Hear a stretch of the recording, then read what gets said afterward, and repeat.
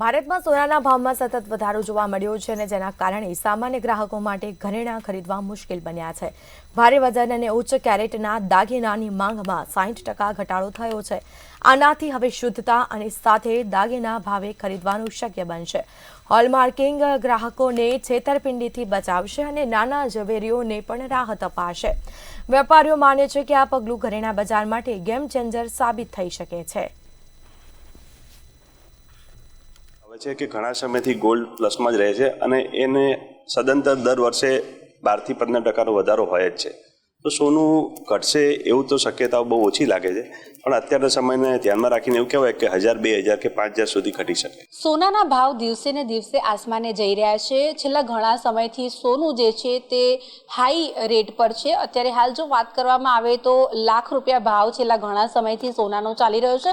આ સોનું જે છે તે કેમ મોંઘું થઈ રહ્યું છે અને ખાસ જો વાત કરવામાં આવે તો અત્યારે હાલ નવું જે સોનું બજારમાં આવવાનું છે, જેને 9 કેરેટનું આજે સોનું જે છે તેનાથી લોકોને શું ફાયદો થવાનો છે, આ બધા જ મુદ્દા ઉપર આજે આપણે જ્વેલર્સ એસોસિએશન અમદાવાદના જોઈન્ટ સેક્રેટરી આશિષભાઈ ઝવેરી છે તેમની જોડે વાત કરીશું।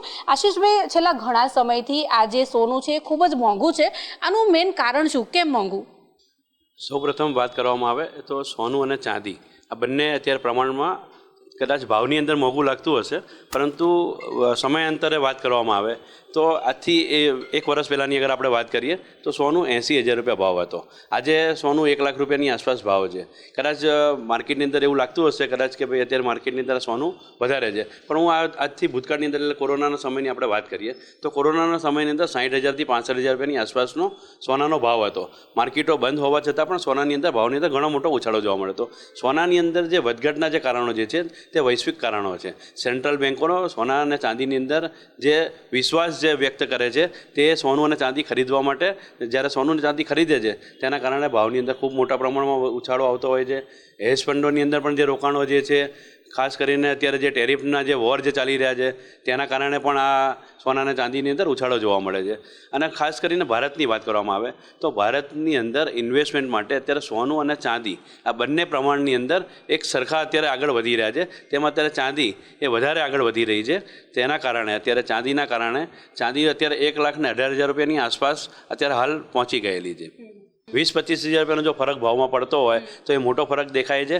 આવનારું ભવિષ્ય અમને ભાવ વધતા જ દેખાઈ રહ્યા છે, એટલા માટે ગમે તે સમયે સોનું અને ચાંદી ઇન્વેસ્ટમેન્ટ કરવા માટે હિતાવહ છે। ચોક્કસથી તો આશિષભાઈ સાથે આપણે વાત કરી અને તેમણે જણાવ્યું કે સોના ચાંદીમાં ઇન્વેસ્ટમેન્ટ કરવું એ પોતાના ભવિષ્ય માટે ખૂબ જ સારું છે, પરંતુ જો વાત કરવામાં આવે તો અત્યારે હાલ જે માર્કેટમાં નવું સોનું આવવાનું છે 9 કેરેટનું, એ પણ જે કહી શકાય કે ગ્રાહકો માટે ખૂબ જ ફાયદાકારક છે, કારણ કે ગરીબ અને મધ્યમ વર્ગના લોકોનું સોનું પહેરવાનું સપનું જે છે તે ક્યાંક ને ક્યાંક આજે 9 કેરેટનું જ્યારે સોનું બજારમાં આવશે એ સપનું ત્યારે ગ્રાહકોનું પૂરું થશે। કેમેરા પર્સન કેતન શ્રીમાળી સાથે અનિતા પરમાર, મંતવ્ય ન્યૂઝ, અમદાવાદ।